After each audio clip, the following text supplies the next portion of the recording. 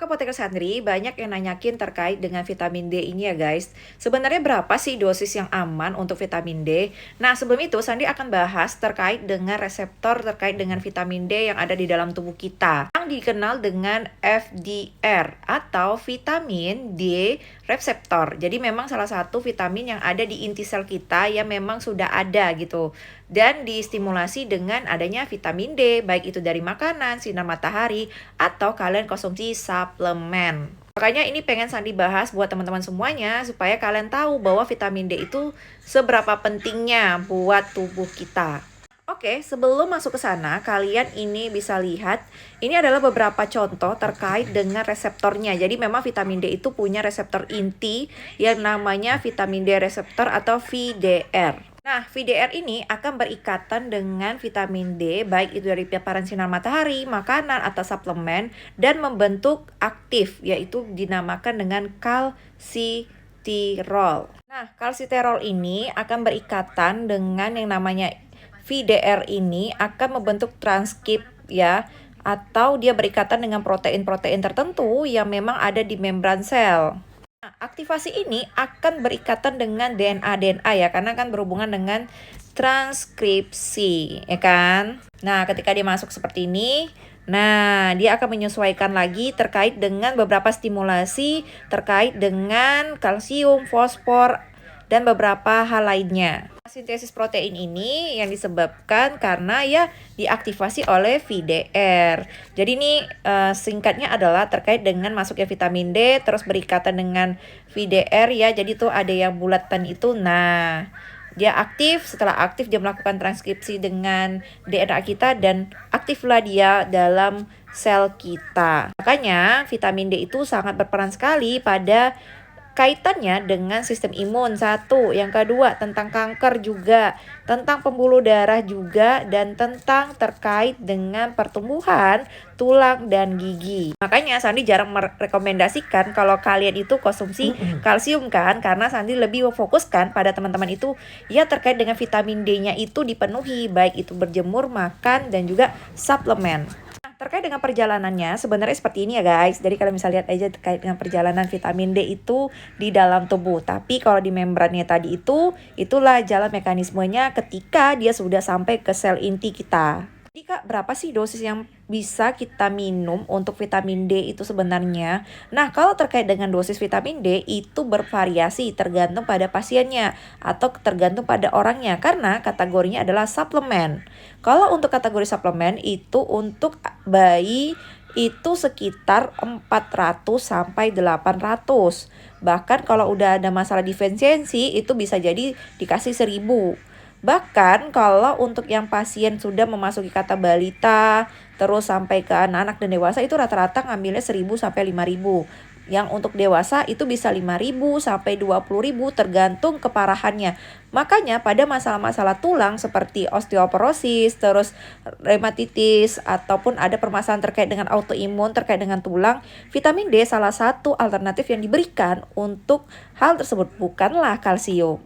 Apa? Vitamin D akan menstimulasi si kalsium tadi supaya tulang dan juga otot-otot dan persendiannya itu dijaga seperti itu dan produksi untuk kalsium dan fosfornya akan lebih banyak seperti itu untuk membantu ya ketahanan tulangnya. Sandri, kalau teman-teman lansia itu biasanya Sandri akan merekomendasikan vitamin D-nya itu sampai paling tidak adalah 10.000 international unit dalam satu harinya. Karena apa? Itu sangat membantu sekali dari sistem imunnya, tulangnya, dan juga untuk terkait dengan permasalahan pembuluh darah pada jantung, tekanan darahnya juga sama. Sandri, kalau yang program kehamilan itu bagaimana? Yang pasien PCOS dan PCO untuk terkait dengan vitamin D-nya itu tetap diberikan ya guys, karena vitamin D itu sangat berperan sekali terkait dengan sensitivitas dari insulin. Yang meningkatnya sensitivitas insulin itu akan berhubungan nanti dengan ada beberapa penyakit-penyakit tertentu terkait dengan respon autoimun dan sebagainya.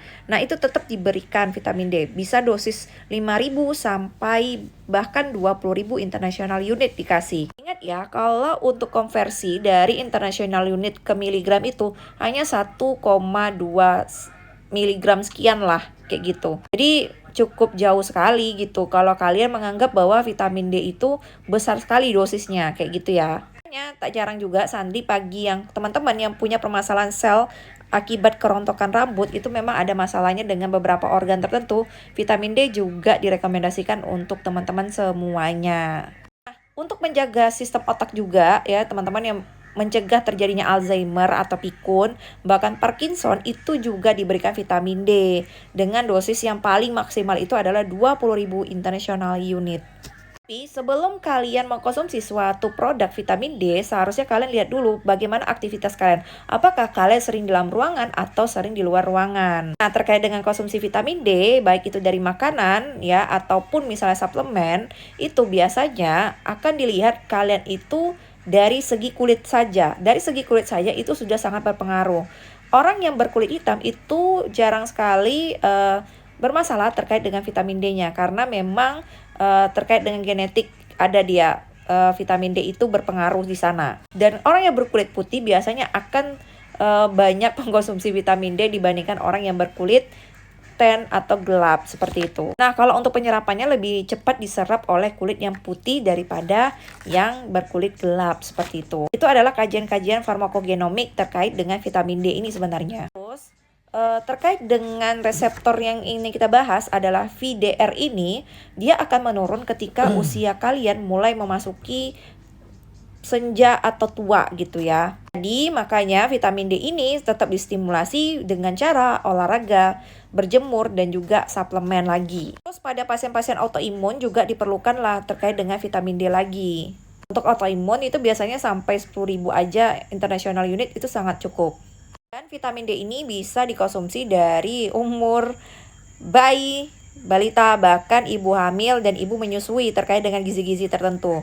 Kalau kalian malas dengan menggunakan suplemen, makanlah yang mengandung vitamin D. Banyak, kalian bisa searching di Google. Nah, ini salah satu yang bisa kalian konsumsi, baik itu dari ikan, dari berjemur, UVB, tanpa sunscreen ya kalau bisa berjemurnya gitu maksudnya. Karena kan kita mengaitkan terkait dengan ini ya guys, jadi biar efeknya lebih bekerja seperti itu. Nah, untuk makanan-makanannya ini adalah referensi yang bisa kalian konsumsi banyak lagi kalau kalian lihat tuh yang mengandung vitamin D. Terus Kak, pada ibu hamil bagaimana terkait dengan vitamin D? Tentu saja vitamin D sangat penting bagi ibu hamil. Kenapa? Terkait dengan yang namanya dia mudah diserap oleh plasenta sehingga anaknya nanti terkait dengan tulang dan giginya itu baik. Makanya disarankan makan makanan seperti ini. Kalau untuk suplemen, jika terjadi misalnya preeklamsia, makanya rata-rata ibu hamil itu disuruh berjemur karena apa? Terkait dengan vitamin D ini. Juga ya, vitamin D dari yang berjemur itu atau dari makanan ya, ataupun misalnya pakai minuman multivitamin yang mengandung vitamin D, nah itu juga akan membantu terkait dengan pencegahan preeklamsia. Ayang adek.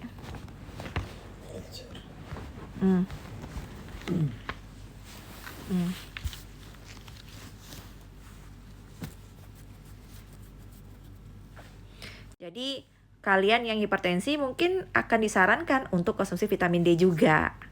Oke, ini adalah pembahasan terkait dengan interaksi ataupun hal yang perlu diperhatikan kalau kalian konsumsi vitamin D, karena ada pengaruhnya. Bahkan ini menyebabkan penurunan dari VDR atau vitamin D reseptornya. Nah, tadi genetik sudah, terus juga faktor usia sudah, paparan sinar matahari sudah. Terus terkait dengan nutrisi nih, nutrisinya terutama dalam kalsium, magnesiumnya, dan vitamin K2-nya. Nah, itu perlu diperhatikan juga, apalagi sering dikombinasi oleh vitamin D. Terus obat-obatan tertentu seperti obat-obatan kortikosteroid yang menurunkan sistem imun. Padahal vitamin D ini membantu menjaga terkait dengan sistem imun. Terus juga obat-obatan epilepsi yang menurunkan juga ada beberapa sinyal tertentu terkait dengan tadi yang reseptor tadi. Juga ada beberapa tertentu terkait dengan masalah ginjal ya pastinya, dan juga hati. Makanya perlu diperhatikan lagi terkait dengan hal tersebut. Intinya konsultasi juga walaupun bisa kalian dapatkan ini secara bebas. Oke lah, segitu aja dari Sandri. Terima kasih buat teman-teman semuanya. Kalau ada yang ingin tanyakan boleh di kolom komentar, atau ada lagi pembahasan terkait vitamin D, boleh kita akan bahas nanti di kolom chat. Terima kasih. Salam Apoteker Sandri.